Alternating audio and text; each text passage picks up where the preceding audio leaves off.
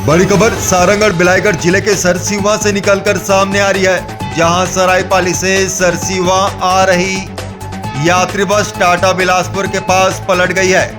बताया जा रहा है बस तेज रफ्तार में थी और अनियंत्रित होकर पलट गई है।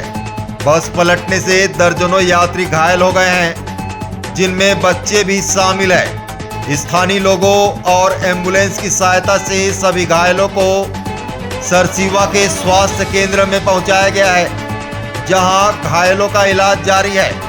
वहीं 6 लोगों की हालत गंभीर बताई जा रही है, जिन्हें उचित इलाज के लिए रेफर करने की तैयारी की जा रही है। बड़ी खबर सारंगढ़ बिलाईगढ़ जिले के सरसीवा से निकलकर सामने आ रही है, जहां सरायपाली से सरसीवा आ रही यात्री बस टाटा बिलासपुर के पास पलट गई है।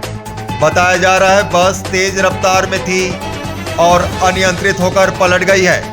बस पलटने से दर्जनों यात्री घायल हो गए हैं, जिनमें बच्चे भी शामिल है। स्थानीय लोगों और एम्बुलेंस की सहायता से सभी घायलों को सरसीवा के स्वास्थ्य केंद्र में पहुंचाया गया है, जहां घायलों का इलाज जारी है।